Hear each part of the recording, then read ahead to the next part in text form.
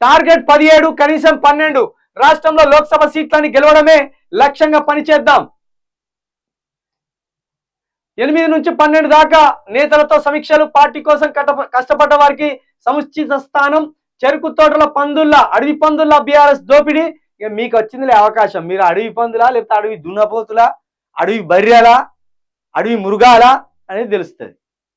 ఎన్నికల్లో బొక్కబొర్ల పడి బొక్కరిగిన వారికి బుద్ధి రాలే. కాళేశ్వరం అవినీతిపై జ్యుడిషియల్ విచారణ తథ్యం. దానిపై సిబిఐ విచారణ చేయించాలని కిషన్ రెడ్డి అడగడం దొంగను గజ దొంగకు పట్టించాలనుకోవడమే. దొంగను గజ దొంగకు పట్టించాలనుకోవడమే. మరి ఇక్కడ దొంగ ఎవరు, గజ దొంగ ఎవరు? నువ్వైతే ఓటుకు నోటు దొంగ అని తెలుసు. మరి గజ దొంగ ఎవరు? మీరు మీరు మీరు తెలుసుకోవాలి. ఇది రాష్ట్ర ప్రజలకైతే తెలుసు. నువ్వు ఓటుకు నోటు దొంగ అని తెలుసు రాష్ట్ర ప్రజలకు. టీపీసీసీ విస్తృత భేటీలో ముఖ్యమంత్రి రేవంత్ రెడ్డి సార్వత్రిక ఎన్నికల్లో రాష్ట్రం నుంచి సోనియా గాంధీ పోటీ చేయాలని కోరుతూ సమావేశంలో తీర్మానం. గ్రామాల్లో ఇందిరమ్మ కమిటీల ఏర్పాటుకు నిర్ణయం. నేడు ఢిల్లీకి సీఎం రేవంత్ రెడ్డి. మళ్ళా ఇది ఎందుకు పోతున్నా అనేది నిన్న సాయంత్రం లైవ్ పెట్టినాం కానీ అనుకోకుండా అది కట్ అయిపోయింది, లైవ్ రాలే.